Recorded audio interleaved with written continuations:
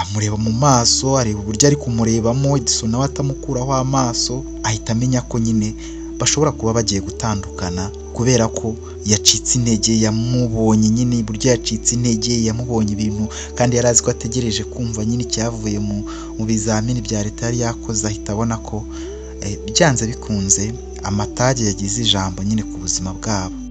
Barahoberanye bose ariko amarira atemba, kurekurana biranga neza, bararira, imitima iratsikimba, barafatana biratinda. Maze rero musaza nyine abarebye, arabareba neza, arabitegereza. Bamaze kurekurana abahereza bya bitabo byombi, maze arabasezera yishimye cyane n'akanyamuneza, maze arigendera.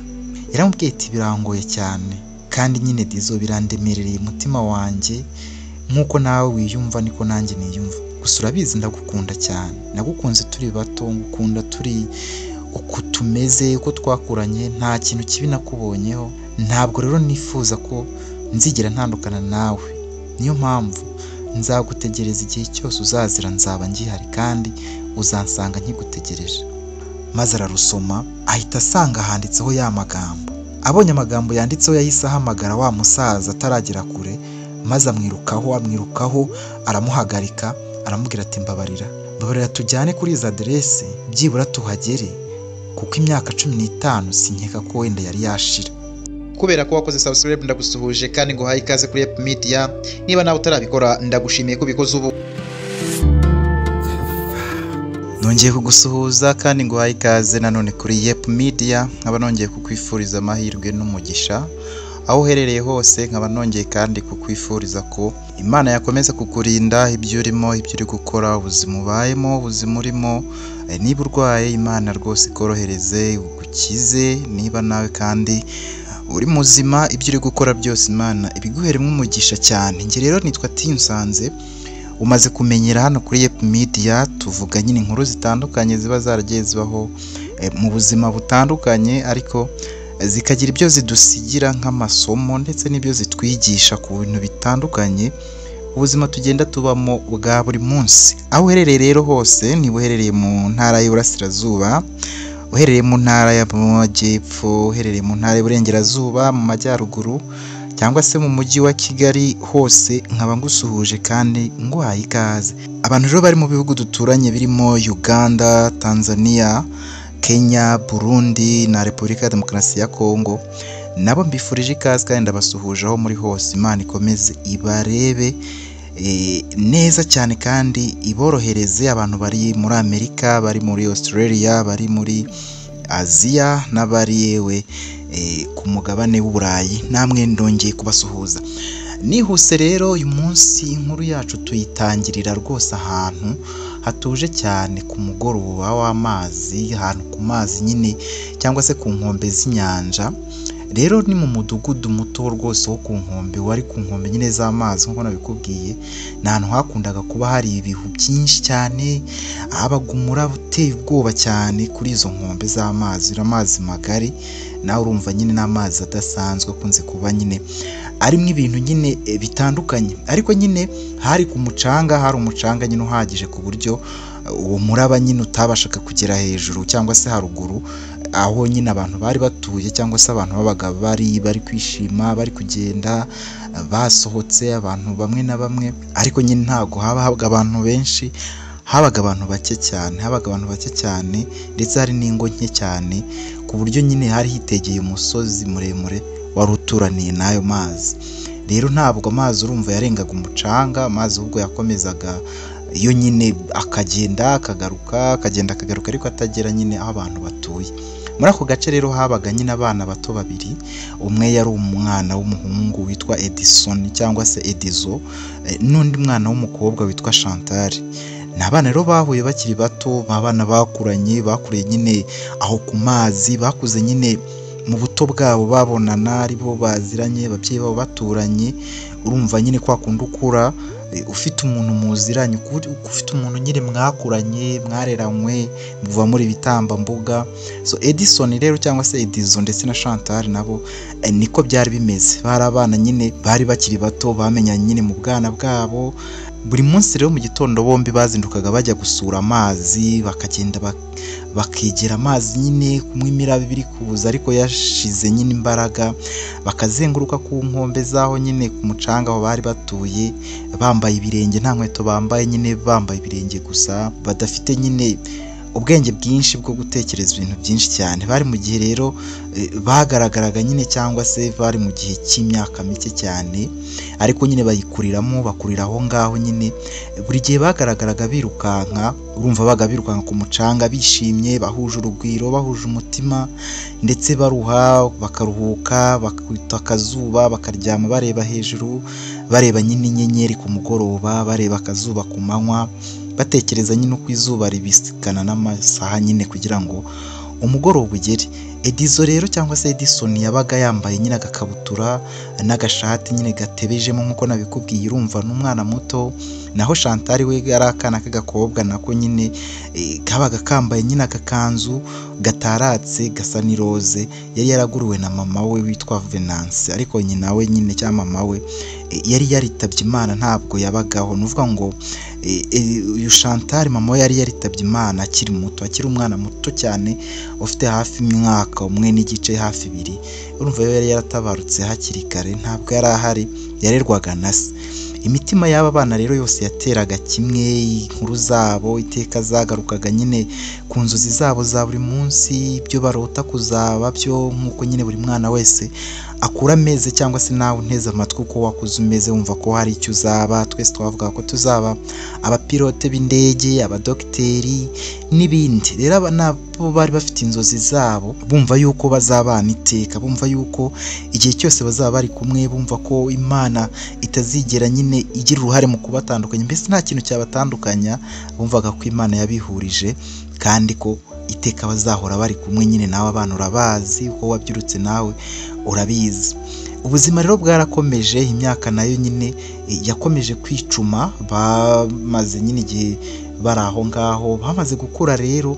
Ubwo Edison yari ageze nyine mu kigero cy'imyaka 17, urumva yari yabaye nyine umuntu mukuru. Naho Chantal yari ageze nayo imyaka 14, barakuze nyine, barabaye nyine inkumi, ingimbi z'abasore n'inkumi cyangwa se n'abakobwa. Rero umunsi umwe barazamutse bajya ku musozi wari witegeye iwabo, wari umusozi witwaga umusozi nyine cyangwa se umuringa w'inyanja, wari umusozi nyine witwaga umuringa w'inyanja cyangwa se umusozi w'umuringa. Bageze rero kuri uwo musozi, Edison cyangwa se wa musore, urumva wa mwana w'imyaka 17 na Chantal, urumva bari bakiri bato, bafashe ibuye rero baricuramo amazina yabo yombi, maze bayandikaho, barayenda, mbese bandika kuri ayo mabuye, bashyiramo amabuye bakoresheje ibuye rya shera riba ribengerana riva mu nyanja, maze barema nyine, bashyira umusaza wari uturanye nabo nyine, abaremera nyine ibuye ririmo imiringa yabo bazajya bambara. Bamaze rero kwandika amazina yabo nyine babikora batyo, maze nyine iryo buye bararifata, bombi bafatana ibiganza, bombi babwirana amagambo y'isezerano. Edison rero yabwiye Chantal ati, Chantal urabizi twarakuranye, nta wundi mukobwa nzi utari we mu buzima bwanjye, ndagukunda cyane urabizi, n'igihe cyose, kandi ntabwo nanjye mbizi, igihe cyose byanjemo, kandi numva nyine ntazigera nkubura, kandi ntazigera ngutererana mu buzima bwanjye. Ntibikagende rwose, muri njye bizamuramo, kandi nawe nizere ko ariko bimeze. Niyo mpamvu rero nguhaye iri sezerano kugira ngo wumve ko nzaguhora iruhande, kandi ko nta kintu na kimwe kizadutandukanya, ko tuzahora turi umwe muri ubu buzima. Ubwo rero bagifatanye bari kubwirana ayo magambo meza, bagifatanye imiganza nyine, bicaye hasi basobekeranya amaguru yabo. Chantal wari umukobwa nawe w'inzobe kandi witonda cyane, yabwiye Edison ari kurira amarira nyine atonyanga ku matama ye, aramubwira ati, mu by'ukuri mu nzozi zanjye nyinshi ngira rwose zose zikubiye muri wowe Edison. Iki ni igihango nguhaye kandi ubyizere cyane, ndagukunda cyane, ntabwo nzigera ndeka kwifuza ubuzima urimo, kabone nubwo nyine kugeza ku mwuka wanjye wa nyuma uzaba uhari kandi nkuri iruhande. Edison, aya magambo nkubwiye niyo njyewe, niyo mbereyeho, niyo ubuzima bwanjye, kandi ntabwo nkubeshye. Bombi rero barahoberanye, ari nako amarira rwose ashoka ku matama yabo, bafite nyine ikiniga cyinshi, kubera ko nyine bari batangiye gukura, bari bafite ubwoba urumva bw'ahazaza, basezeranyije nyine bombi ko bazahorana bari kumwe kugeza nyine imvi zabo zibaye uruyenzi. Nyamara rero nubwo bavugaga ibi bintu, ntabwo muri bo nk'uko bari abana bombi bari bakiri mu bugimbi n'ubwangavu, nta n'umwe wari uzi ko nyine ubuzima ari ishuri nyine kandi ritagira impuhwe.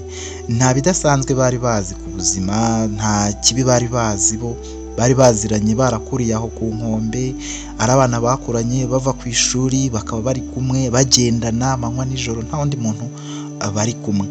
Edizo rero nk'umuntu wakundaga gusoma ibitabo, ndetse na Chantal nk'umuntu nyine wakundaga kuba yitonze ari kwitegereza Edizo, nta bintu byinshi afasha nyine papa we, agatekera papa we ko papa we yari umurobyi. Bari abana nyine mbese bita ku buzima bwabo cyane kurusha ibindi bintu. Gusa nyine ntabwo bari bazi ko nyuma yaho y'amasezerano ibyishimo byo mu bwana nyine n'urukundo nyakuri rwo mu mutima nyine igihe aricyo gisigarana intebe yewe n'inkoni yo gupima amasezerano dusezeranya abacu mu buzima twakuriyemo cyangwa se ubuzima tugenda tunyuramo bwa buri munsi. Ntabwo ibyo byose bo bari babizi, ntabwo bari bakabimenye. Bumva bari abana bafite nyine umuriro w'amaraso yo kumva ko bakundana kandi ibyo bizera byose bizakunda bizanababyo. Reka rero dukomeze inkuru. Mbere na nyuma rero y'amasezerano n'ubundi Ediso yari umwana w'umuhungu nyine wakuranye inzozi nyine nk'uko nabikubwiye zidasanzwe zo kuba umwanditsi w'ibitabo w'akataraboneka ukomeye cyane mu mahanga yose. Yahoranye nyine indoto zo gufata roho y'isi n'ubuzima bw'abayituyemo nk'uko nyine imibereho ya muntu, maze akabishyira kuri wino, akandika, agafata ibaba, akandika mu magambo kugira ngo abimenyeshe abantu, kugira ngo abantu bazabisome arebe ko yahindura isi. Ni inzozi ze yakuranye rero zimeze zityo, kandi akumva ko azazirwanira iteka nk'umwana w'umuhungu nyine uri gukura nyine. Chantal rero wari umukobwa ufite nawe papa we w'umurobyi nk'uko nabikubwiye. Papa we yarobaga amafi, yazindukaga mu gitondo agafata ubwato akajya mu nyanja cyangwa se muri ya mazi magari, maze akaroba. Urumva nta mugore nyine yari afite, akaza maze bagateka, agatunga umwana we w'umukobwa ari we Chantal yari afite wenyine, maze bakabaho nyine gutyo mu gace kabo. Bari bameze nk'aho batuye bitaruye abandi bantu, baturiye umusozi. Nta ndotoro zidasanzwe uyu Chantal yagiraga, kuko inzozi ze zose zari zizingiye mu kubana cyangwa se mu kuzagira ubuzima bwiza bwe bwose azamarana na Ediso cyangwa se na Edison bonyine. Ibyo gusa nibyo bintu yitagaho cyane iminsi ye y'ubuzima. Iminsi yari icumi rero. Ubwo nyine Edison wari umuhungu w'umuhanga mu ishuri, akora nyine ikizamini gisoza amashuri ye yisumbuye, maze abona buruse yo kujya kwiga nyine muri kaminuza yari ikomeye, ariko yari kure cyane mu mujyi munini cyane wari kure y'iwabo. Umva nyine nk'uko bisanzwe umwana nyine ariga, ariko Edison yari azi ubwenge cyane, yari azi ubwenge, yari umuhanga cyane mu bintu bitandukanye, kuko yanushaga nyine n'ubuhanga umukobwa nyine witwa Chantal. Bari inshuti. Urumva rero nta kindi cyagomba gukurikira uretse nyine kwitegura nyine akajya kwiga akagera ku inzozi ze akabasha kuzinoza kandi akazikabya nyine akazigeraho. Ni inkuru rero yamenyeshejwe, maze umutima urahinda uradiha ugakubita cyane, ariko ahanini werekeje ku mukunzi we Chantal yari agiye gusiga ku nkombe z'amazi aho iwabo bari batuye barahakuriye. Ariko nyine yari afite igishyika cyinshi cy'uburyo azabaho adakubita amaso ku bwiza bw'umukobwa w'uburanga w'inzobe nziza isize neza, Imana yaremye itanaze rwose. Baba nyine barakuranye bagasangira ubuto, akabisi n'agahiye. Kumva rero ko agiye kumusiga, akumva ni ibintu rwose bitandukanye kandi bitandukanye n'uko azaba byumva cyangwa azabaho. Kubona umuntu mwarakuranye uri igitambamboga, umubona ari we mukanashimana mukanakundana, ari we mushiki wawe, ari we urungano rwawe, n'abandi ari we musaza wawe, ari we umukunzi wawe, ari urungano rwawe. Mbese Edison nyine akimara kumva yuko agiye gutandukana na Chantal, byaramugoye cyane kubyumva, biramugora kubyakira, ariko nta kindi kintu nyine yari kubikoraho. Yagombaga kujya kwiga kugira ngo nawe inzozi ze abashe kuzikabya, kubera ko nta yandi mahitamo yari afite cyangwa se indi nzira. yari kunyuramo kugira ngo abashe kugera ku nzozi ze. Ibintu rero byari bibabaje cyane, ariko nyine niko mu buzima bumera, iteka duhora dufata amahitamo tuyafatishijwe n'ubuzima. Ntabwo ibyo tuba twifuza kenshi ari byo duhura nabyo cyangwa se ari byo dukora, ahubwo usanga nyine ubuzima budufashe bukadushyira ahantu mu gatebo tudafite amahitamo, ugasanga duhisemo ibihari cyangwa se dufite amahitamo make tugafatamo ahari adafite aho ahuriye n'ibyo twifuzaga mu buzima bwacu tunyuramo bwa buri munsi. Rero numva n'aba bana ntabwo ibyari biri kubaho byari ibyo bo bahisemo, ni ibintu bo ubuzima bwari buri kubahitiramo, kuko bo ku mahitamo yabo ntabwo bifuzaga kuba batandukana. No gutandukana bumvaga ko icyaba cyose bazagenda bafatanya agatoki ku kandi, akaboko ku kandi, ko nta kintu kibaho gishobora kubatandukanya.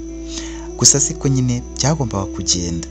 Ubwo rero umutima nyine ukiri kudiha wa Edison nyine wari umaze kwakira ibaruwa y'uko agomba kujya kwiga kuri buruse ya leta, kandi kure ku mujyi wa kure cyane rwose utandukanye n'aho bari batuye. Mu gihe rero umutima we wari ukiri kudiha nyine ukubitira kure cyane, yabonye Chantal hakurya ari kumuwaza amusanga, nyine yari avuye kuvoma ku iriba. Chantal rero yahoraga yishimye, mu maso ye hari akanyamuneza, ahora ameze nk'umuntu ugiye guseka, ariko nyine niyo yabaga ababaye yabaga areba nk'umuntu ugiye guseka, nyine witereye impuhwe cyane, yarebaga nk'umutesi rwose. Chantal rero yari yishimye nk'uko nabikubwiye, nyine n'ubundi nubwo niko yari ameze, yari yishimye ari guseka nk'uko bisanzwe. Iyo yabonaga Ediso byabaga bitandukanye, nyine yabaga afite akanyamuneza cyane kuko yamuteraga imbaraga mu buzima. Gusa nyine mu kumureba yabonye ko Ediso ameze nk'udahari, mbese umutima we uri kure cyane, abona uko asanzwe amuzi siko ameze. Ediso urumva yari acecetse atuje, ariko umutumbira atamukuraho amaso. Urumva inkuru yari yakiriye yari nziza mu ruhande rumwe, ariko hari agace gato imubabajeho. Chantal rero yafashije hasi ibyo yari atwaye, nyine icyo yari atwayemo amazi, maze yegera Ediso wari ufite nyine ibaruwa mu ntoki ya buruse nyine, ariko arimo atitira intoki yenda rwose kurira. Aramureba, Chantal nawe abonye Ediso ukuntu ameze, amureba mu maso, areba uburyo ari kumurebamo. Ediso nawe atamukuraho amaso, ahita amenya ko nyine bashobora kuba bagiye gutandukana, kubera ko yacitse intege. Yamubonye nyine uburyo yacitse intege, yamubonye ibintu, kandi yari azi ko ategereje kumva nyine icyavuye mu bizamini bya leta yari yakoze. Ahita abona ko byanze bikunze amatage yagize ijambo nyine ku buzima bwabo. Gusa ntibyamubujije nyine kumwegera, yaraje aramwegera aramuhobera, nuko Ediso nyine waguma atyo, amaboko yakomeza aguma uko yari ameze, nyine atavuga atabuja, ari aho nyine ari aho uko yimereye. Bagifatanye rero urumva Chantal yari yamuhobeye kuko nawe yari ari kurira, ariko ubona ko Ediso nyine byamurangiriyeho nawe ubwo atariyakira. Ediso rero yabwiye Chantal ko yabonye nyine buruse yo kujya kwiga, ariko ko azafata urugendo rurerure cyane kuko hari kure cyane nyine yaho bo bari batuye. Wari umujyi uri kure, kandi ari mu murwa mukuru munini cyane, uri kure ahitaruye cyane, kure cyane rwose y'iwabo cyangwa se y'inzu y'iwabo yaho bari batuye, ku nkombe z'amazi magari cyangwa se amazi nyine manini y'inyanja. Chantal rero yatangiye ubwo nawe kurira, ariko nta mahitamo bombi bari bafite. Byari iby'ubusa kubera ko nyine Ediso ubundi yagombaga kugenda byanze bikunze akajya gutangira ishuri rya kaminuza cyangwa se akomereza n'amashuri makuru. Byari mu nzozi ze rero, kandi Chantal urumva yari amushyigikiye, ariko nyine bombi bari bazi ko icyo kintu kizabaho, ko urwo rukuta rw'umunsi umwe ruzaba mu buzima bwabo, kubera ko Ediso yari umuhanga mu ishuri. Bombi bari biteze ko n'ubundi azabona buruse umunsi umwe akagenda. Ku munsi rero wo gusezeranaho, bombi bagorobereje nyine ku mucanga ku nkombe z'amazi iwabo nyine aho bari batuye. Bombi bicaye rero ku mugoroba, nyine inyenyeri zaka n'ukwezi gucanye. Chantal yasezeranyije Ediso ko azamutegereza, nta kintu kizigera gituma ateshwa ku bintu byose basezeranye ubwo bari ku musozi w'umuringa. Yaramubwiye ati birangoye cyane, kandi nyine Ediso birandemerereye umutima wanjye, nk'uko nawe wiyumva niko nanjye niyumva. Gusa urabizi ndagukunda cyane, nagukunze turi bato, ngukunda turi uko tumeze, uko twakuranye, nta kintu kibi nakubonyeho. Ntabwo rero nifuza ko nzigera ntandukana nawe, niyo mpamvu nzagutegereza igihe cyose uzazira, nzaba ngihari kandi uzansanga nkigutegereje. Ibi byose yavugaga bombi bararebanaga amaso ku maso, amaso azengamwe amarira, maze Diso nawe nyine amubwira ko atazigera ateshuka kandi ko atazibagirwa kugeza agarutse kumureba. Yabwiye nyine Chantal ati uri ubuzima bwanjye Chantal, n'ubu rwose sinzi uko nzabaho ntabasha byibura kukureba, ntabasha kureba urumuri rwanjye mu maso yanjye, ntabasha kureba ubwiza bwawe, ntabasha kureba amatama yawe, ntabasha kureba undiri ruhande, ntabasha kureba twirukanka ahangaha ku mucanga dutera amabuye tujya kureba papa wawe, tujya gutwara amafi, tujya guteka. Ibintu byinshi nakuze mbona twirukankanaho, ibintu byose nakuze ntabwo nabyibagirwa, kandi nyine ninjiye mu mwijima nabyo sinabyirengagiza, gusa nzahora nzirikana amazina yo ku musozi w'umuringa. Ndagukunda cyane Chantal. Chantal nawe nyine yaramubwiye ati nawe ndagukunda cyane, kandi ntuzahirwe iyo ugiye mu mujyi, uzagira umugisha, inzu zawe zizaba impamo, ngufatira iry'iburyo kandi nzahora ngutegereje. Bombi rero bari kurira bonyine nyine batangiye nyine kongera kwirukanka ku nkombe z'amazi uko bakuze ari abana nyine ku mucanga, barirukanka mbese batera utubuye mu mazi bishimye cyane. Ubuzima bwabo nyine bari barakuriyemo n'urukundo bakundanye bagombaga kubyiyibutsa kugira ngo babikore nyine ku mugoroba wabo uko bari bagiye gutandukana, batazi ngo ubuzima n'iminsi iri imbere n'ikihatse kuri buri wese ku rwe ruhande. Bagiye gutaha rero urumva bwari bwije. Edison nyine yahobeye Chantal aramubwira ati turabeho muringa wanjye kandi nzagaruka kukureba. Aramusoma maze aramusezera, arataha nyine ajya kuryama nyine kuko yagombaga kubyuka kare saa 12 za mu gitondo akajya gufata imodoka yerekezaga mu mujyi munini wa kure, kuko yatambukaga ku muhanda witaruye wa kure y'imisozi yirengeye. Imodoka yatambukaga rimwe mu cyumweru igafata abantu bari mu gace nyine k'imisozi aho bari batuye iwabo wa Chantal ndetse na Edison, ikabajyana mu mujyi wari kure cyane aho bagendaga iminsi irenga hafi 5. Ubwo ngubwo nyine ubuzima bwarakomeje.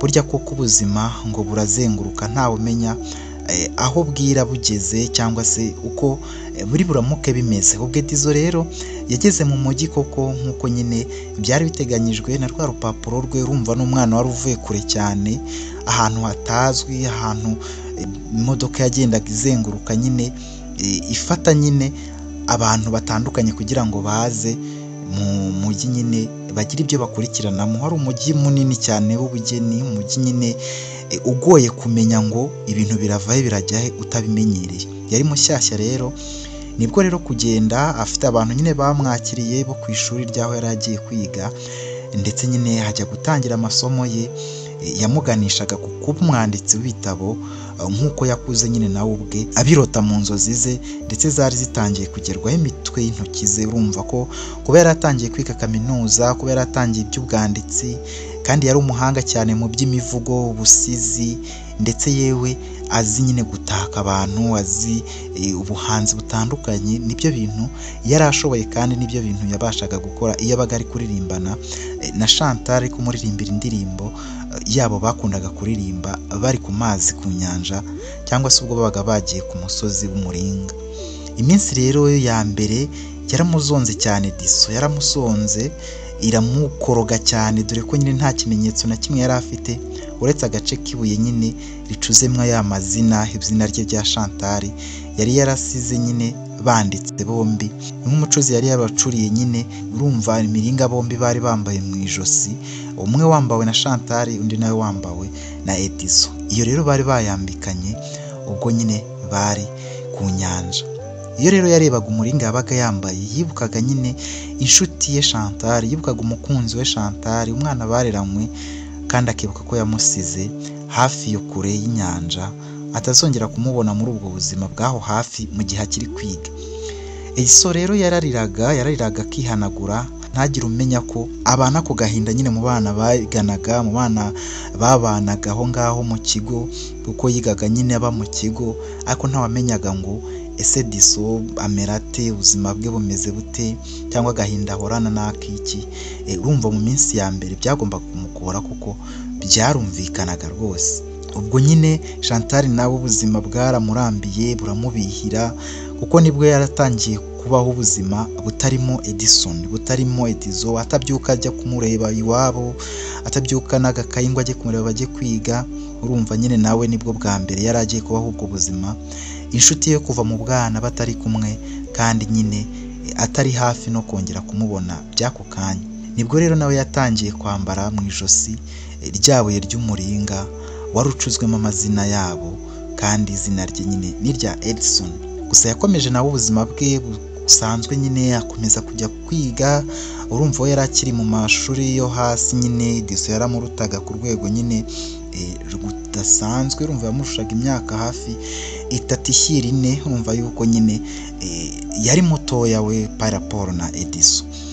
Bwageraga nijoro rero akava mu buriri mu gicuku cy'ijoro cyane kinishye, maze akabyuka akagenda gake gake n'ibirenge, akagenda ku mucanga, akagenda hafi y'inyanja ku ihusi ry'ibihu byinshi, akibuka Edison nyine umukunzi we, maze igicuku kinishye akongera akajya kuryama nyine. Rero akabikora atyo iminsi myinshi. Izuba rero ryabaga n'ubundi riri kurenga, kurira umusozi akagenda akajya ku musozi w'umuringa, akicara kuri wa musozi aho we na Edison nyine bari barahaniye igihango cy'urukundo rw'ubuzima bwabo bwose bw'iteka. Bityo nyine akamwibuka, yamara kurira akihanagura, nuko akaririmba ya ndirimbo yabo bakundaga kuririmba bari kumwe, maze akongera akamanuka gake gake nta ntege afite, akajya mu rugo nyine. Ubuzima bugakomeza, nta kindi kintu yari akwiye kubikoraho kuko niko byagombaga kuba. Mu ntangiriro rero intera y'umubabaro nyine, ariko wa mubabaro nyine utica warakomeje nyine kuri Edison ndetse na Chantal. Edison rero yandikaga amabaruwa, akandikira nyine amabaruwa Chantal yuzuyemo amarangamutima menshi, maze akayamwoherereza. Chantal nawe yamugeragaho nyine atinze, ariko nyine akamugeraho maze akandika nawe andi mabaruwa, cyangwa se agasubiza indi baruwa yakoresheje ye nawe. Yabaga nyine yasigirije neza, ndetse yanamubwiye amagambo y'ubuzima abayemo nyuma y'uko yagiye. Yasubizaga nyine mu ibaruwa akamushyiriramo uturabyo, ubugenge nyine bwinshi, maze agashyiramo utuntu tubengerana tw'indabo zumye, agashyiramo utubuye tubengerana two mu nyanja twitwa tw'umubuye rya Shera, maze nyine agashyiramo n'imivugo migufi yuje imitoma y'ubusizi yandikaga mu nkike cyangwa se mu mpande z'urupapuro nyine yabaga ari kuzinga ngo amwoherereze. Ubwo iyo amaraga kwandika urwandiko yajyaga nyine gutegereza, akagenda akazinduka mu gitondo ku munsi wo ku cyumweru. Ubwo nyine imodoka yabaga itambutse kugira ngo aruhe abantu bamugereze aho imodoka yahagaraga, maze bamushyirire mu isanduku, maze Edison nawe azaze afate nyine urwo rwandiko azarusome kugira ngo ubuzima bukomeze. Nuko nyine byagendaga. Burya kuko amatage agira nabi, kandi nyine ngo atandukanye abakunzi nk'uko umuririmbyi yabiririmbye. Gusa nyine byari bigoye cyane ku buzima bw'abana bombi, n'imyaka ubwo urumva yari itangiye kwicuma, imyaka yari itangiye kuba myinshi batari kumwe. Ariko nyine buri wese yageragezaga gukora uko ashoboye kugira yereke mugenzi we ko ahari, ko atamutereranye, ko ntaho yagiye, ko ariko nyine batandukanyijwe n'amatage kandi ko bizarangira. Reka dukomeze inkuru rero. Ibyo rero byarakomeje, ariko nyine hashize imyaka 2 ubwo umujyi nyine ukayangana, wagendaga nyine wigarurira umutima wa Edison. Urumva wari umujyi mwiza, umujyi w'ubugeni, umujyi nyine umuntu wese yakishimira. Urumva umujyi mukuru w'igihugu, waba umujyi munini kandi ubamwe abantu benshi abeza, ubamwe situation nyinshi, ubamwe ibintu nyine byo kumuhuza, byo guhusa Edison cyane. Yahugiye kandi no kwiga. Urumva yagombaga kwiga, yagombaga kwandika ibitabo, yagombaga gutangira nyine gukora ibintu byinshi bimuhuza bitegura ejo hazaza. Yumvaga ko agomba kuzabanamo na Chantal, umwana yakunze mu buto bwe. Gusa nyine ibingibi by'akavuyo, ibingibi byo kuba umujyi uhuze, byo kuba nyine ari muri ibyo bikorwa, ari muri ibyo bihe, byaramufashe cyane, bimufata mu biganza, umujyi umufata mu biganza byawo rwose, umusendereza umucyo wawo. Ni nako amabaruwa nyine yohererezaga Chantal yagiye nyine ahinduka ndetse akanagabanuka, yagiye akendera akagabanuka, ntabe nyine agikora kwa kundi bakoraga, kuko bageragezaga byibura mu kwezi rimwe cyangwa kabiri bakoherezanya nyine amabaruwa ku buryo ntibabasha buri wese kumenya uko ubuzima undi abayeho. Ibi rero byatangiye kugabanuka gake gake, bigenda bigabanuka, ariko nyine Chantal nyine wakomeza gutegereza, akomeza kumva yuko ibintu bidashobora guhinduka. Edison nawe nyine urumva yakomeje guhugira ku ishuri rye, ku masomo ye, yagombaga gukora cyane kugira ngo ntabashe gutakaza buruse, kuko iyo warangaraga buruse warayiburaga kandi amashuri yose ukayabura burundu. Ubwo nyine yagombaga gukora cyane. Edison rero yatangiye kwandikira Chantal amabaruwa gake nk'uko nabikubwiye nyine, ndetse yewe atagihamya neza igihe azagarukira. Ntabwo yari akivuga neza nzagaruka iki gihe n'iki, twongere tubonane, nzaza ningaruka, cyangwa se panga kuzaza. Ibintu nk'ibyo nyine bitanga icyizere mu maso, binahumuriza umutima wa Chantal yari yasize ku nyanja kure y'umujyi waho yari ari muri icyo gihe. Ibi rero yabihinduyemo izindi nyandiko cyangwa se ubundi buryo bwo kwandika, agahindura nyine akandika ngo nibinkundira nkagaruka, bibaye ngombwa ko ngaruka, binkundiye nkazagaruka, umunsi umwe bibaye byiza nkagaruka. Nyine urumva ntabwo yari agihamya ko burya azagarukira umukunzi we kandi bateganyaga kuzabana ubuzima bwabo bwose. Edison rero urumva yuko ibintu byari bitangiye guhinduka kuri we, ndetse atangiye kuba nyine yarangarira ibyo yari arimo n'ubuzima yari arimo aho mu mujyi cyangwa se mu murwa mukuru wa kure y'inyanja y'iwabo aho yari yarasize Chantal. Uko rero niko iminsi yagiye yicuma, amezi nayo agasimburana. Edison nyine atangira guhindura gahunda, amasaha y'amasomo, imishinga yari yarasezeranyije Chantal itangira guhinduka, ndetse wagabanya no kumwandikira amabaruwa amugira inama y'uko agomba kwitwara, y'ubuzima agomba kumva, uko agomba kumva arimo. Atangira kugabanuka, atangira guhinduka, atangira ku wundi muntu nyine. Iminsi rero birashira, hashize amezi 5 Edison nta baruwa n'imwe yandikira Chantal. Chantal rero urumva byamuteye intimba ikomeye, byamuteye ubwoba, bimutera intimba. Afata umwanzuro nyine wo kwandikira amabaruwa menshi, yakoherereza nyine Edison, yamubazaga niba azagaruka cyangwa se niba ibintu yarabihinduye atakigarutse kumureba nk'uko yari yaramusezeranyije. Gusa nyine yabibonaga ko rwose byanze bikunze Edison yatangiye guhinduka, kuko urumva hari hatangiye gushira imyaka 4, 3 gutyo, ibintu byaratangiye guhinduka. Ibaruwa rero yaherutse kumwandikira yagiraga iti: mbese muringa wanjye kutakinsuhuza, kutagisuhuza umutima wa kure cyane ku nkombe z'inyanja? Ese wibagiwe iwanyu, wibagiwe umusozi w'umuringa? Mbese uracyaza cyangwa ntabwo ukiri mu nzira iza? Yanditse rero ibaruwa itangizwa n'aya magambo. Ibaruwa yanditse ari kurira cyane, afite agahinda gakomeye cyane, kuko yumvaga yuko nyine umukunzi we w'ubuzima bwe yatangiye guhinduka kandi yatangiye kumugambanira mu buzima bwe. Nyine yumva yatangiye kumva yuko Edison uko byasa kose yatangiye kuba undi muntu, ko atakigarutse kumureba nk'uko bari barabisezeranye bakiri abana, ndetse yewe sinovuga ngo bakiri abana, barakuze, ahubwo aho Edison nyine agiriye ku ishuri kwiga amashuri makuru.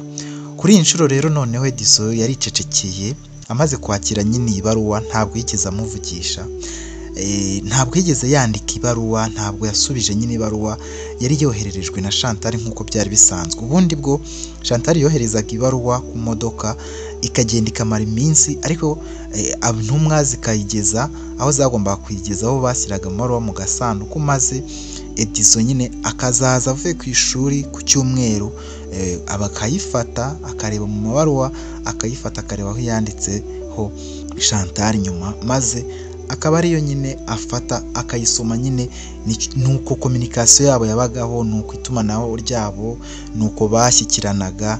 Gusa nyine iki gihe nubwo Edison yafashe ibaruwa, ariko ntabwo Chantal yigeze abona igisubizo cy'ibaruwa yari aherutse nyine kwandika, kuko nyine ntabwo yigeze ayibona cyangwa se abona igisubizo, cyangwa ngo yongere kubona Edison ukundi. Ibihe rero byarushijeho gucaho ari byinshi, iminsi nyine iricuma, amezi arashira, imyaka iricuma, hashira imyaka rwose hafi irenga 4, 3. Urumva hari hashize igihe, hari hashize imyaka igiye kuba 10 aba bombi batabonana, aba bombi baraburanye. Gusa Chantal urumva yaratangiye gukura, atangiye kuba umukobwa mukuru w'inkumi, yaratangiye kuba umukobwa nyine w'ikizungerezi kandi ugomba kwitekerezaho, kuko urumva hari hashize igihe kinini cyane umukunzi we amusize nyine aho nakita kure cyane ku nkombe za kure. Ubwo iminsi nyine yakomeje kwicuma koko, ko amaso ya Chantal ahera mu kirere, nta baruwa yarandikaga ntabone umusubiza, mbese akajya ku modoka akagaruka agasanga mu baruwa yaje yose nta baruwa Edison yigeze yohereza. Habikoze imyaka rero myinshi rwose, ariko nta gisubizo na kimwe abona. Chantal rero yahoraga nyine ku nkombe ku mugoroba ndetse nijoro, ibiganza bye bifashe ku gituza cye rwose yitse imitima. Yabaga nyine yambaye umuringa wa Edison yamuhaye, ukaba wufite mu ntoki, wari ukoranye nyine ikirango cy'akabuye nyine ka shera nk'uko nabikubwiye, yo mu nyanja kabengerana kandi ukikijwe n'amazina yabo nyine yari yaracuzwemo, nk'uko nyine umucuzi yari yarabacuye, akawohereza nyine utwo twambaro twabo bombi bambaraga mu ijosi.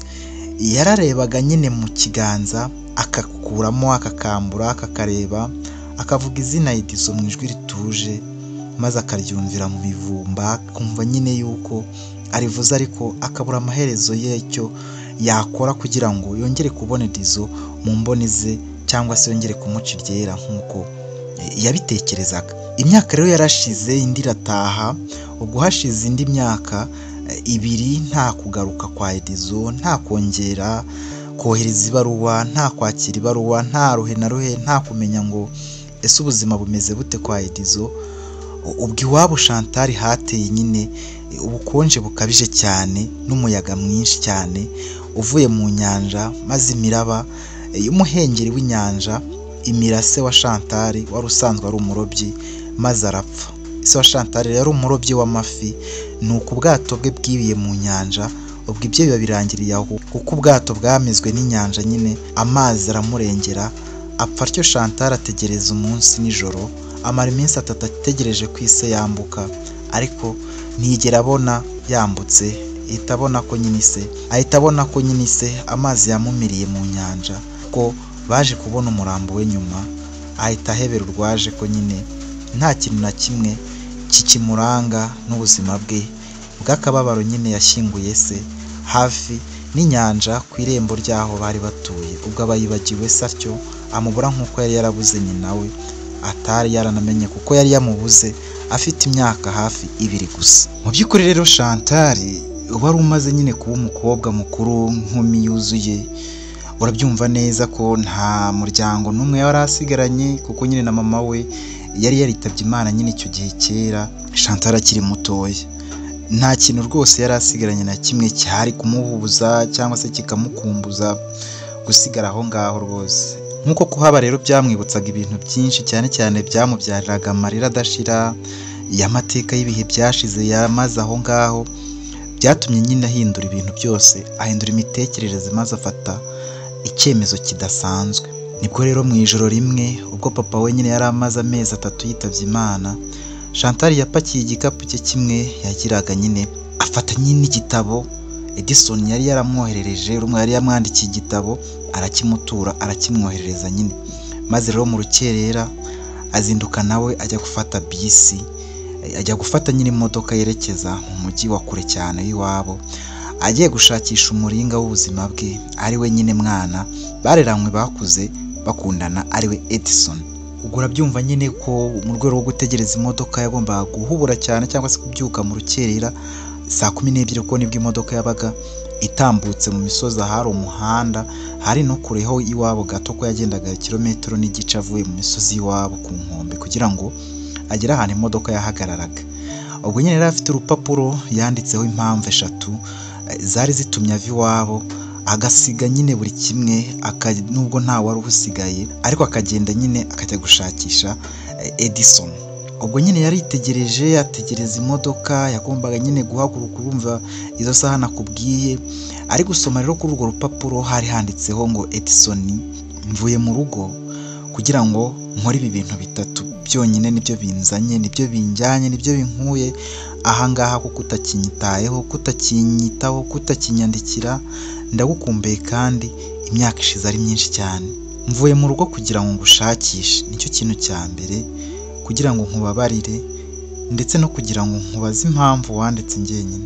Izo rero nizo mpamvu eshatu urumva zari zitumye Chantal ava nyine mu rugo rw'iwabo akagenda nyine akajya gushakisha umukunzi we wa kera cyangwa se umwana bareranywe Edison. Ubwo rero Chantal yabonye imodoka ije maze arayinjira aragenda nyine amara hafi urumva iminsi 3-4 ari mu nzira agenda nyine areba n'ubundi kuri rwa rupapuro igitabo cye yari yarasoje kugisoma akakirebaho akacyitegereza akumva ibintu byose bicyanditsemo akumirwa akabyakira. Edison yari yaranditsemo ubuzima bwabo bwose kuva ari abana b'ibitambambuga kugeza nyine igihe batandukaniye agiye kwiga, handitsemo nyine kugeza nyine asubiye ku ishuri cyangwa se agiye gutangira kwiga kaminuza.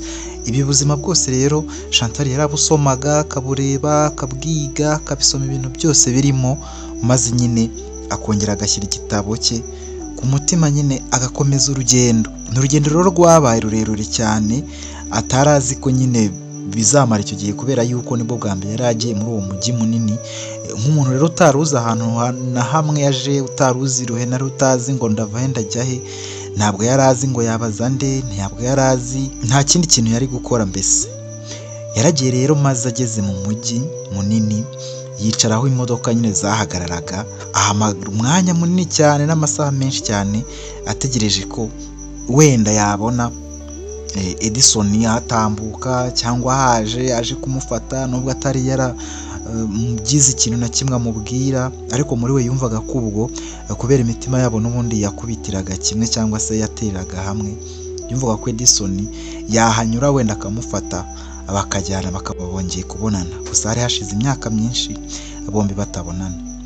Aha rero kuhaguma nta kintu byamumariye kuko nyine yarahagumye amasaha amaze gukura. Urumva yahageze mu gitondo cya kare hafi mu masaa 2 za mu gitondo, ahava nijoro cyane mu masaa 4 kuko ntabwo yigeze abona Edison aza kumufata. Edison rero icyo gihe ubwo Chantal yageraga mu mujyi ntabwo we yari ari muri uwo mujyi kuko yari yagiye mu mahugurwa y'abanditsi. Rero urumva yari asigaye ari umwanditsi, ibintu byose byararangiye, yarabaye umuntu mukuru, yarabaye umwanditsi w'ibitabo uzwi atakiri umunyeshuri. Ubwo ngubwo nyine Chantal yageraga mu mujyi ntabwo yigeze amubona kuko ntabwo yari anahari. Uretse no kuba atari bumubone, yari bigoye kuba yamubona kandi mu mujyi warimo abantu benshi cyane. Rero ahantu imodoka zahagaraga niho yagiye yicara gusa aramutegereza azi ngo yaza, ariko biragoye ko wajya mu mujyi uriya ngo ugiye kureba umuntu umwe utazi irengero rye, utazi amaherezo, utazi aderese. Kandi niko nyine na Chantal ibye byari bimeze, nta kintu na kimwe yari azi kuri Edison, kuri aderese ze, nta aderese ziwe yari afite. N'urugero ashobora kumusanga, aho ashobora kumusanga, nta nimero ye ya telefone yari afite wenda avuga ngo yamuhamagara ku matelefone yo ku muhanda, avuga ngo yamuhamagara akaza bakabonana. Uretse izina ryonyine rya Edison nta kindi kintu yari afite gishobora kuranga cyangwa se gutuma abonana na Edison uretse izina ryonyine muri uwo mujyi bose, kandi wari umujyi munini cyane ku buryo byaba bigoye rwose kuba yabona Edison bakuranye. Chantal rero kuva ubwo nyine yatangiye urugendo rwo gushakisha Edison, ntabwo yigeze acika intege, ahubwo yatangiye nyine kumushakisha, ashakisha ko yazamubona byibura bagahura, bakongera bakabonana, bakongera bakarema yasi yabo bari barakuriyemo, kubera ko yari yarasirikanye nyine isezerano yari yarahaye Edison. Yashakishije rero mu mahoteli, yashakisha ahantu hose hatandukanye, mu tubari, ahantu yatekerezaga ko Edison yaba ari hose yarahageze. Ajya mu masomero y'ibitabo atandukanye yo mu mujyi, aho ageze hose akahasiga izina rye, akibwira ko wenda Edison nahagera nawe bazamubwira by'inkuru nyine y'umukobwa w'inyanja wambaye umuringo wuje amazina ndetse utatswemo ibuye ribengerana rya shera. Yumvaga yuko aho azagera hose akahasiga nyine ibimenyetso, akababwira, kuko ntaho yajyaga ngo abure byibura kumara hafi amezi 3 ahari ahagaruka areba ko byibura yabona Edison, ariko ntamubone nyine bigatuma yimuka akajya ahandi. Rero ni ahantu yavaga abantu bamaze kumumenya, ahantu yavaga abantu bamaze kumwakira, maze akimuka akajya mu kandi gace, gutyo gutyo, ariko byose bikaba iby'ubusa nyine. mu minsi rero yamaze, urumva hashize iminsi myinshi, iminsi yamaze ntabwo Chantal yigeze acika intege, ntabwo yacitse intege, ahubwo nyine yakomeje gushakisha, arashaka ariko nyine nabwo yandika amabaruwa atandukanye agashyira ku masanduku y'iposita, akandika ariko n'ubundi ntagire ikintu abona, ashakisha umukunzi we wo mu buto, ariko aba yaramutaye nyine, Edison aba yaramutaye akibagirwa igihango baba baragiranye bakiri abana batoya. Yohereje rero ibaruwa nyinshi cyane mu masosiyete asoraga ibitabo atandukanye n'ayandikaga ibitabo bya Edison, hose yagiye anyurayo, gusa izo mvune zose yavunitse nta nsinzi n'imwe zigeze zimugezaho cyangwa se zamugejejeho, kuko byose byarangiye nyine atabonye umuntu yihebeye cyangwa se umukunzi we Edison. Iminsi yaricumye rero, amezi arasimburana n'ubundi, inkuru yacu irakomeza. Chantal rero yatangiye gutekereza nyine bundi bushya, atangira ibintu byo gutegereza n'ubundi, akumva yuko nta bizatwara, yumva yuko agomba guhindura, wenda akagira ukundi buryo ategerezamo cyangwa se ategerezamo Edison, agashakisha ikindi kintu yakora kugira ngo abe yabasha guhura nawe. Rero iki gihe urumva yari amaze kugera mu myaka hafi 30, urumva yari amaze kuba umuntu mukuru, ku buryo nyine icyo yaharaniye yagombaga kukibona, kandi urumva yari yaramaramaje, ariko yigira inama yo gukora ibintu bye mu buryo bundi bushyashya, ayimva ko nyine noneho byo bishobora kuzamukorera cyangwa bizakora.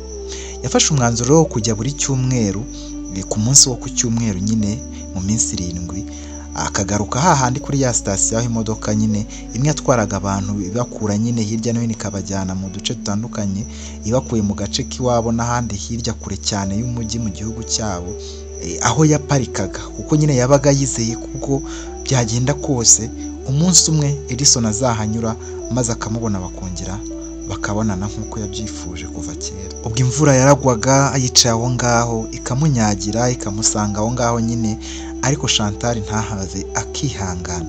Izuba naryo niko ryavaga rikava rikamucanaho, ariko nyine akaryihangana n'ubundi. Yabaga afite igitabo mu ntoki ze, nakubwiye ko yari afite igitabo Edison yamwandikiye, yari yaramwoherereje, kirimo ubuzima bwabo n'ibintu byinshi cyane byagiye bibaranga mu buzima bwabo babayemo, kuva bakuze, kuva ari abana kugeza bakuze, kugeza nyine Edison avuye iwabo ku nkombe z'inyanja akajya mu mujyi. Agitangira rero kwandika ibitabo, nta kindi gitabo yanditse, nicyo ngicyo yahise yandika, ndetse yewe anagitura umukunzi we nyine Chantal, kuko nicyo cya mbere yari yanditse nyine mu kwandika ibitabo kwe, cyangwa se mu gice cye cyangwa se igisata cye cy'imyuga wo kwandika ibitabo. Chantal rero yategereje aho ngaho, ntiyigera arambirwa kuza nyine gutegereza, akaza mu gitondo akicara agategereza, abantu bakavamo abandi bakajyamo, maze akongera agataha nimugoroba, kuko yabaga abona ko nyine nta muntu ari kubona nk'uko yabaga abyiteze. Imyaka yashize rero ari indi myaka 3, umukobwa atangira kuba rwose mukuru cyane, bigaragara atangira umva kuba mukuru. Umukobwa ugeze mu myaka hafi 30 yaratangiye kuba mukuru, nubwo agitegereje atarava ku izima. Ubwo abantu rero batangiye kumumenya, aho ngaho yabaga yaje kwicara nyine kuri gare, uko bose nyine bamunyuragaho ariko adacika intege, bakongera bakamubona bagarutse.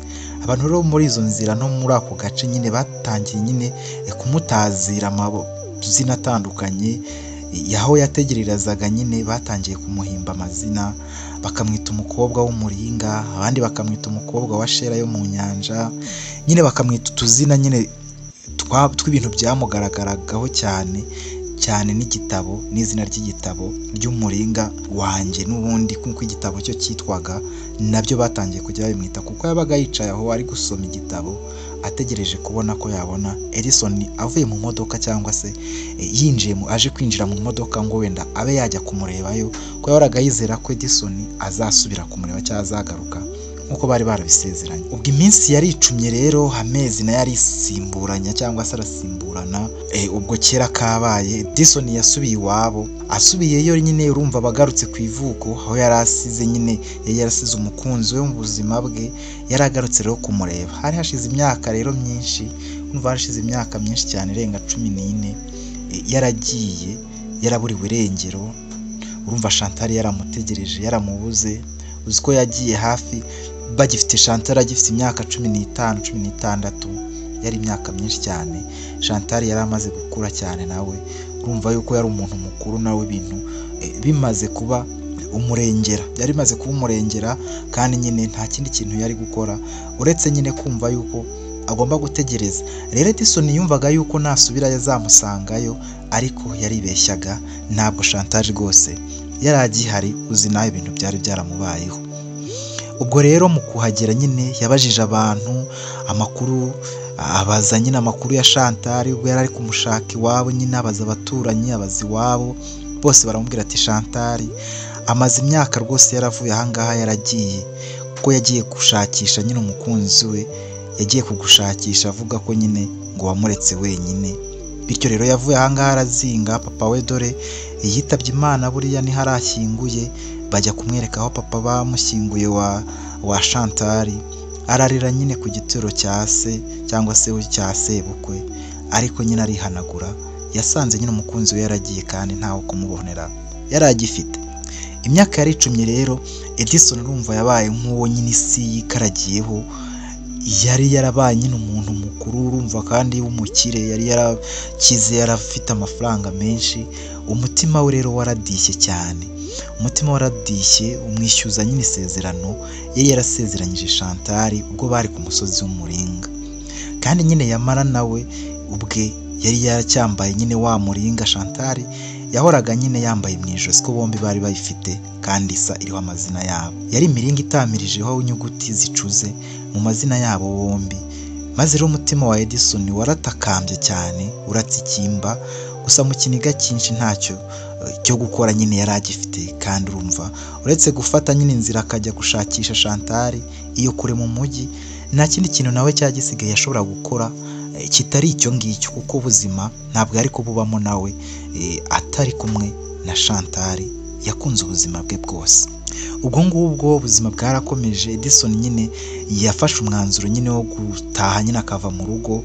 Ubwo yafashije iwabo, arabimura, arabajyana, bakura nyine mu cyaro aho mu ntara, bafata imodoka bajya mu murwa, nyine bajya kwiturira mu murwa, kubera ko niho nyine yashakaga ko batura, ko yari yarabaye umukire, yarize, yari umwanditsi uzwi cyane w'ibitabo.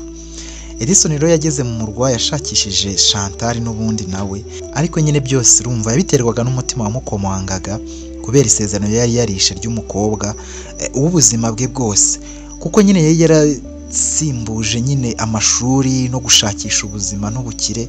Isezerano ry'umukobwa byakomeje nyine kumudiha no kumubuza amahoro, maze atangira nyine gukumbura umukunzi w'ubuzima bwe. Nibwo rero yatangiye gushakisha kugira ngo arebe ko yakongera kubona nyine uruhande rw'umutima wigeze kwemera ko urukundo rutarangira, ahubwo nyine ko ari rwo nyine gihango cya byose.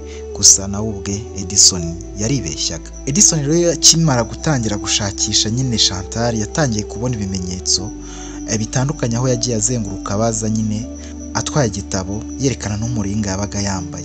Bwagezeho rero ahura n'umusaza wacuruzaga ibitabo by'abanditsi bakomeye, amubwira ko yibuka umukobwa waje muri iyo nzu nyine y'ibitabo, maze akajya yicara inyuma mu gice cyashyirwagamo cyangwa se cyamanikwagamo nyine ibitabo bitandukanye by'abanditsi bibanda cyane ku busizi bw'ibisigo, amateka ndetse n'imivugo. Maze rero akahicara akamara amasango menshi cyane atarambirwa, ejo akagaruka n'ejo bundi akagaruka.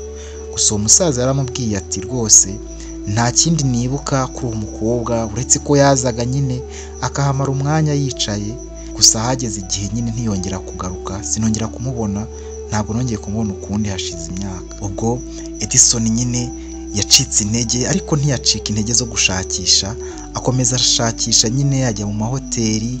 Ageze mu mahoteli rero, hari hoteli yinjiyemo, aza kugera kuri hoteli imwe nyine, aho umusore wahakoraga yamubwiye ati rwose nibuka umukobwa waje nkiri n'umusore, nkiri mu mahugurwa hano, ubu ngubu rwose mfite n'umugore, hashize imyaka. Yaraje rero ahangaha, yari umukobwa wigeze kuba nkunda kumubona cyane, yabaga yambaye amagambo, anavuga amagambo nk'ayo uvuga, yavugaga rwose amagambo ameze nk'ayo uri kumbwira.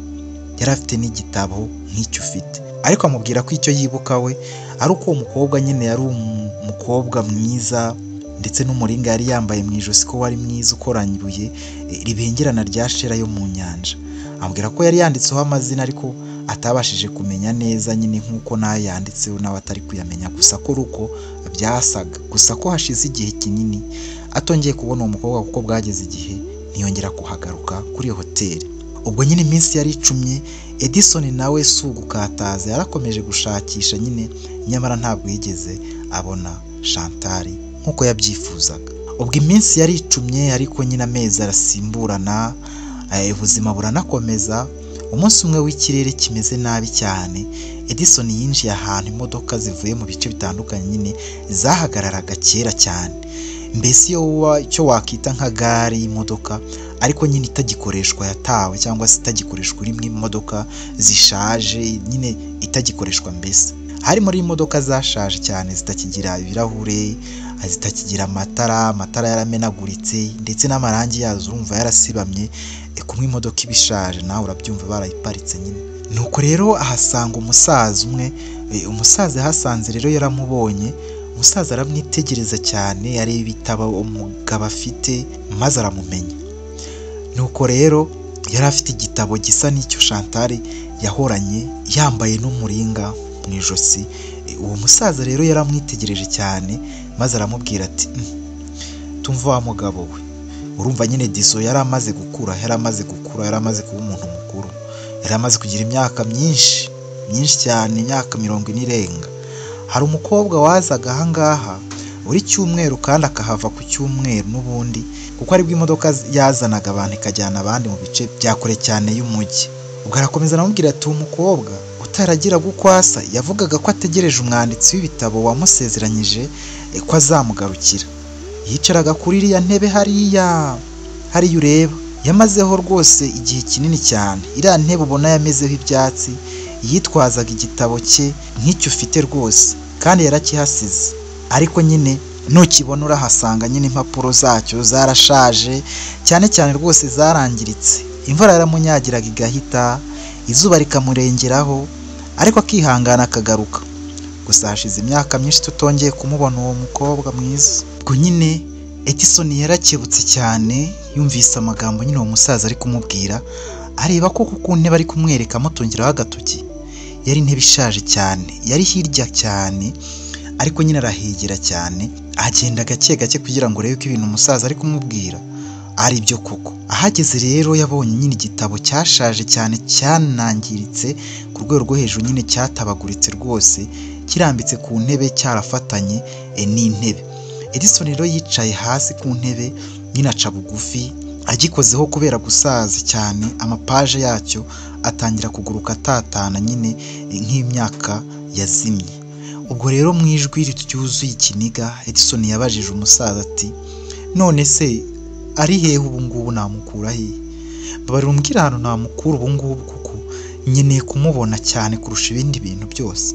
Umusaza yaramurebye aramugera, aramubwira ati rero ntabwo mbizi. Yabimubwiraga arambura nyine amaboko ye, azamura intugu nyine, aramubwira ati simbizi wa mwana we.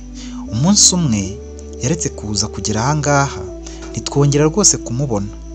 Ubu ngubu ushobora kubona wenda yaragiye atakibinaha, cyangwa se wenda nanone ukaba wasanga nyine atarigeze agira ahantu ajya, ntabwo mbizi rwose. Twebwe icyo twabuze niwe, ntabwo twongeye kumubona ukundi. Ubwo nyine Edison ntiyigeze na rimwe areka kugaruka kwicara kuri iyo ntebe. Yaratashye, amarira nyine amuzenga mu maso, ariko ntacyo gukora yari afite cyangwa se yari asigaranye. Yatoraguye amapaje rero ya cya gitabo nyine yari atakaye hirya, urumva umuyaga wahise uyakubita, igitabo cyari gishaje utabasha no gusomamo inyuguti ngo ube wazimenya.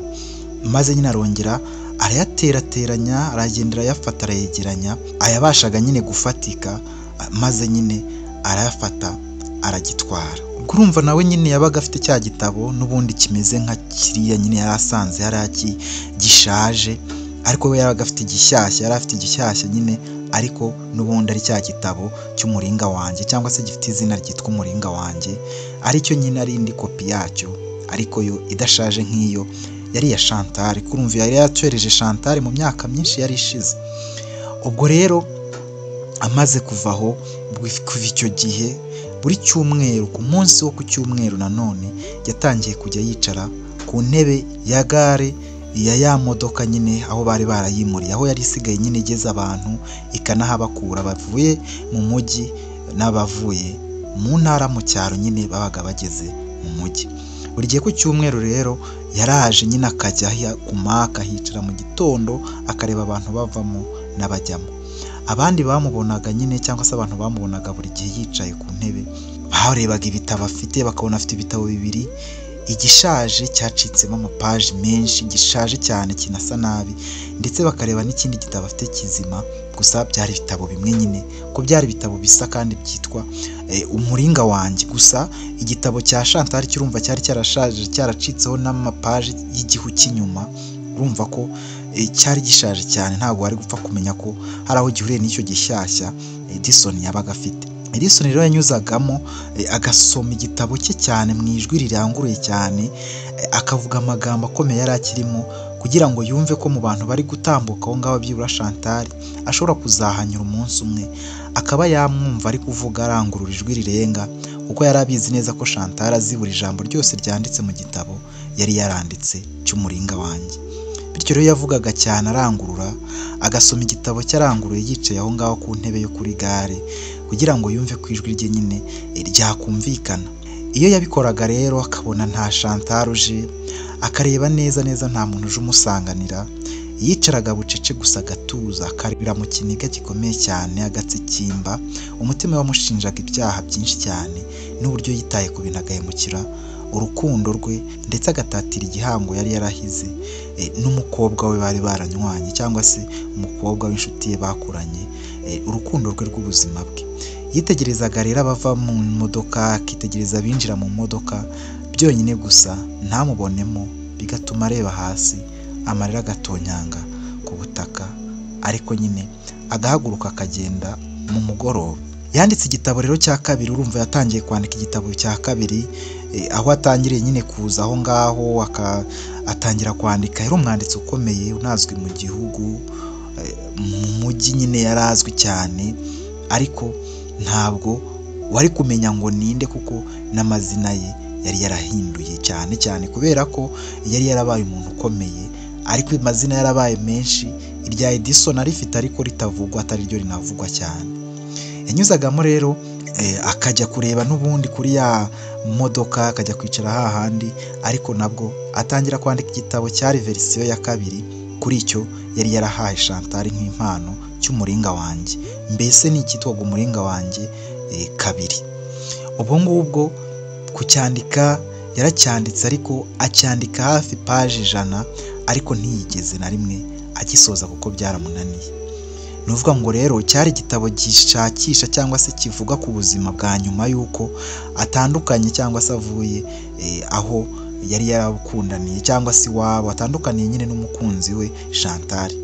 Urumva rero ni igitabo cyakurikiraga icyo yari yarahaye Chantal kimwe cya mbere.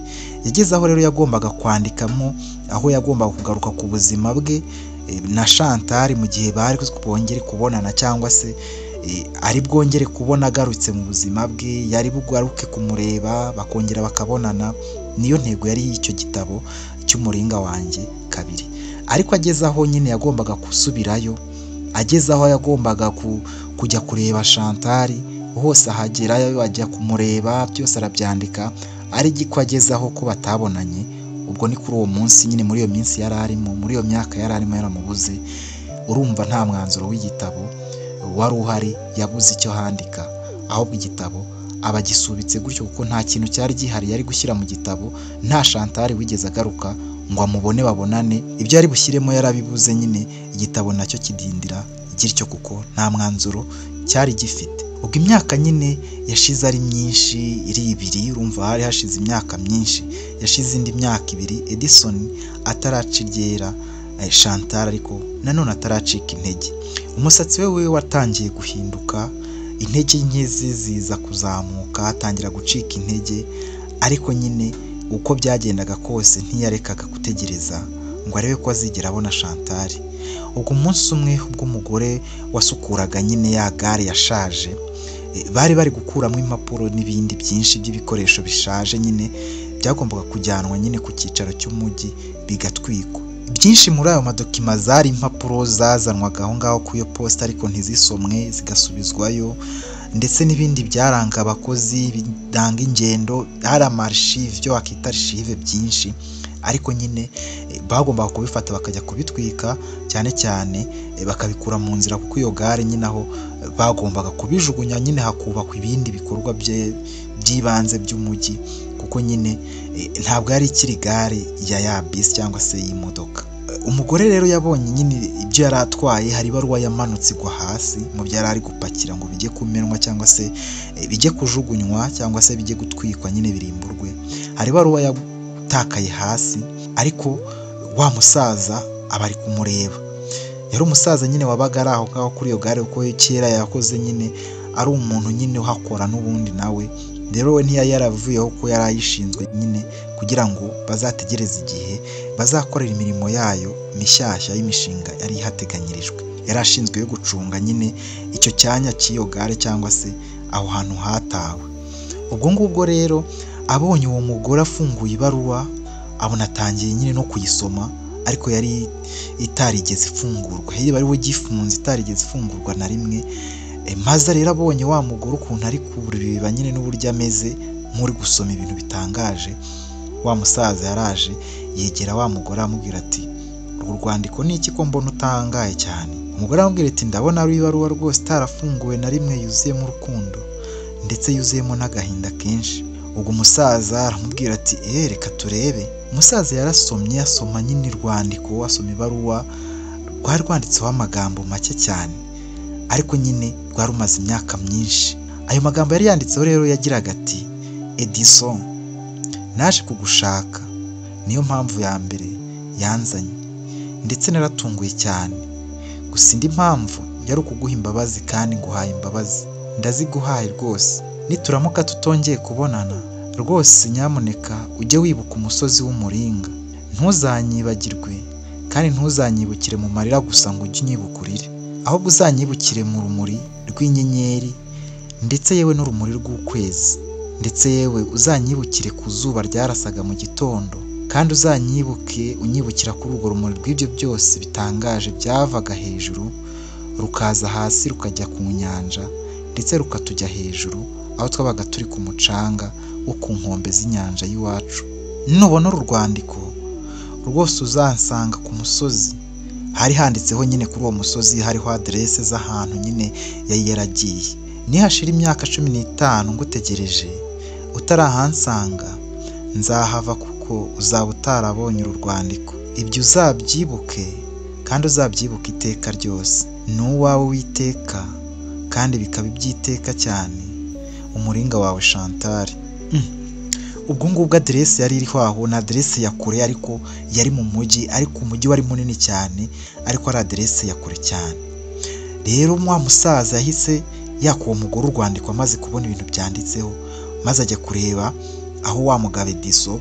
Ubwo nyine urumva Edison yari amenyekanye, azwi nyine n'ubundi ko ari umugabo uzakicara aho ngaho, imyaka yari ishize ari myinshi, aza akahicara ariko akongera akagenda. Umusaza rero yahoraga amubona, abona agahinda, akibuka wa mukobwa mwiza nawe utagira uko asa yabonagaho mu myaka yari yarashize, akumva nawe agahinda karamwishe. Abonyeho amazina rero akurikije n'ibyo Edison yari yaramubwiye n'amazina yabo, abona neza urwo rwandiko rumeze nk'urwo urumva Chantal yari yarasize aho, azi ngo Edison azaza arufate. Gusa hari hashize imyaka myinshi. Ubwo ngubwo wa musaza yaragiye ajya ahantu nyine Edison yakundaga kwicara, asanga noneho buri ku cyumweru yagombaga kuza akahicara kuri icyo cyumweru kugira ngo amuhe urwo rwandiko, arebe ko hari icyo yabafasha, wenda bakongera guhura. Gusa nyine umusaza yasanze kuri uwo munsi wa mugabo, cyangwa se wa mugabo wari utangiye nawe gusaza kuko imvi zari zitangiye kumera, witwa Edison, atirigeze ahagera uwo munsi, ntiyari yaje. Yarategereje icyumweru kirongera kirashira ngo arebe ko wa mugabo azagaruka. N'undi munsi ukurikiyeho asanga wa mugabo ntiyaje. Yasubiyeyo bwa gatatu, asanga n'undi wa mugabo ntahari, ahubwo asanga hari ibitabo bibiri ibyishyashya gifunguye ahantu handitseho ngo, ku mukobwa wakunze uwo atabona, ariko akabirengaho akamutegereza. Ubwo umusaza yabonye nyine yasomye ibyanditse kuri urwo rupapuro rw'igitabo nyine aho cyagifunguye kimwe gishyashya kiri hejuru y'igishaje, aritegereza cyane aravuga ati ariko baravuga ngo urukundo ntabwo rujya rupfa, ariko bibagirwa ko hari igihe urukundo rutegereza igihe kirekire kugeza ubwo narwo ubwarwo rutaba rwibuka ikintu rwari rutegereje. Ubwo nawe yari aho nyine ababaye cyane kuko yumvaga ko Edison nyine nawe yagiye nk'uko wa mukobwa yagiye, kuko nawe yagiye asize igitabo, ndetse umusaza yari amaze kumenya ko yasize n'urwo rwandiko. Abona rero ibintu abonye aho ngaho, aravuga ati ubu nawe iki gihe cyari cyo kubonana n'uriya mukobwa we kataraboneka, none ndebera nawe ubu ngubu yaragiye yararambiwe. Ubwo nyine umusaza yafashe rwa rwandiko arushyira muri cya gitabo gishaje arigendera. Gusa nyine ataragera kure haje umugabo uri mu modoka araparika iruhande rwa hahandi yari Edison nyine ubundi wari mu modoka nyine ko yari yarabaye umukire. Maze rero ava mu modoka, ariko abona umusaza ari kurenga ko yari amuzi nyine, abona n'ibaruwa iri muri cya gitabo gishaje yari yarasize afunze, asize icye gishyashya hejuru, ariko abona noneho kirafunguye, byombi birafunguye. Abonamo urwandiko noneho ruri muri cya gitabo gishaje, ahita arukuraho maze ararusoma, ahita asanga handitseho ya magambo.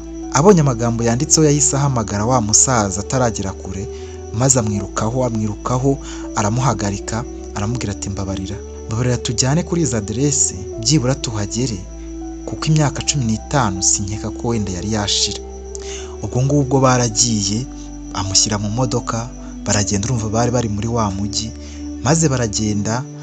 Bageze hahandi kuri za aderesi barabaririza, babaza umushyitsi n'umugenzi, maze basanga urugo rumwe rushaje cyane rw'ibikingi, ariko maze basanga umwana ari gukinira ku irembo, yarabafunguriye yakinira ku irembo, umwana muto w'umukobwa. Abona ni umusaza ndetse n'undi mugabo wari mu kigero cy'imyaka hafi 45 ishyira n'6. Ubwo ngubwo bamubonye nawe ababonye, umwana amera nk'uwikanze, atangira kuvuza induru avuga ati mama, ahamagara nyine mama we. Ubwo ngubwo bavuze ati Edison yabajije wa musaza ariko ubu ntitwayobye. Umusaza aramubwira ati ariko rero aha niho hari izo aderesi, kandi ubwo imyaka 15 nkeka itarashira, kandi ubwo aramutse yarakurikije isezerano yakaba yatarigeze ava hano. Edison aramubwira ati rega ninjye nishe isezerano, ubu ibyo yakora byose we nta sezerano yaba yishe, dushobore kuba twibeshye. Ubwo Edison akiri kumwe na wa musaza bari kuvugana nyine bafite bya bitabo, ubwo bari babifite nyine wa musaza abifite, babona Chantal asohotse mu nzu. Edison yabonye Chantal yari amaze gukura, amaze kuba umukecuru, maze abona yambaye wa muringa, ariko nyine yari amaze kugira imyaka hafi 41 urumva ko yari amaze gukura, yari amaze kuba umukecuru rwose. Barahoberanye bose ariko amarira atemba, kurekurana biranga neza, bararira, imitima iratsikimba, barafatana biratinda. Maze rero musaza nyine abarebye, arabareba neza, arabitegereza. Bamaze kurekurana abahereza bya bitabo byombi, arabareba, arabahobera umwe kuri umwe, maze n'ibineza byinshi nyine, maze arabasezera yishimye cyane n'akanyamuneza, maze arigendera. Ubwo nk'uko nyine bombi bongeye kubonana, Chantal yabwiye Edison ko uwo mwana ari umwana yitoraguriye nyine, kuko yabonye ko igihe kiri kumurengana, kandi yarakundaga abana, akaba agiye gusaza nta mwana n'umwe agize mu buzima bwe. Yarambwiye ati uyu mwana ni umwana wanjye, yitwa Ange, ni umwana nakunze cyane ko namutoraguye, ari umwana we mayibobo. Ubu ngubu ndamurera, urabona ko amaze gukura, ubu ngubu ari kwiga mu mwaka wa 6 w'amashuri abanza. Ntabwo numvaga yuko nashaka undi mugabo rwose Edison, ntabwo nigeze ntekereza gushaka undi mugabo, nta n'ibyigeze bimbaho. Ndacyari wa wundi uko wansize mu myaka uzi nawe ishize irenga 20 n'ingahe. Gusa nari ndihari ntegereje ko imyaka 15 izashira nkimuka ahantu, kuko naraharambiwe. Niwe wenyine wari utumye nkihari, kuko numvaga ko ibitangaza bizaba, maze ukongera ukambona nanjye nkakubona. Nta kintu kindi nigeze nkora cyo kugushakisha, narabiretse kubera ko nabonaga ko wateshutse nyine, watatiye igihango. Ubwo bombi neza Edison amaso yazenzemwe amarira, neza neza abona ukuntu Chantal atigeze yongera gushaka undi mugabo, abona uburyo nawe atigeze ashaka umugore, mbese ubona ko urukundo rwabo rwari urundi rundi, mbese buri wese akunda umuntu kandi akunda umuringa we. Aba bombi rero byarangiye bakoze ubukwe, barashyingirwa nyine, bariyunga cyane, barishima, bakora ubukwe, ibirori biratahwa, bitahwa n'abanditsi b'ibitabo bakomeye muri uwo mujyi, bitahwa n'ababyeyi ba Edison, kuko Chantal we nta mubyeyi n'umwe, nta n'umuntu w'umuryango n'umwe yari akifite, maze abantu bose barahurura, maze n'inkuru yabo yari yaramaze kumenyekana. Ubwo ngubwo Edison yari yabonye wa mukobwa wari waramenyekanye wo muringa wo ku nyanja, wabaga ahantu hari kuri gare yari yaratawe yarashaje. Ubwo ngubwo inkuru yabo yabaye ikimenya bose. Ubwo Edison na Chantal babongeye guhura gutyo, urukundo nyine rwabo ruba ruratsinze. Bahisemo kurera Angel kuko nyine Chantal ntabwo yigeze abyara umwana, Edison nawe cyangwa se Edison nawe undi mwana yigeze abyara. Bose bahurije ku kurera Angel, maze arakura nyine, baratunganirwa. Urukundo rero nyakuri, icyo nakubwira burya muvandimwe, ni uko rukibaho kandi ntiruhera. Uzakomere kuwukunda mu gihe ubona ko nawe nyine ari wowe akunda, ntukamubabaze, kandi urukundo ruzaganze muri wowe. Nubona aho bari kurenganya abandi, uzitambike kandi ubakosoze inkoni y'urukundo, kandi ubabwire amagambo meza yubaka umuryango kandi akarinda ihohotera n'akarengane. Uzarinde igihango, ntuzatatire igihango, kuko urukundo burya niyo ngingo ya mbere yonyine ishobora gutuma abantu bo mu isi twese tubana amahoro kandi tudahutazanyije. Ubwo rero nuko nguko byarangiye, nuko nguko inkuru yacu tuyirangije uyu munsi.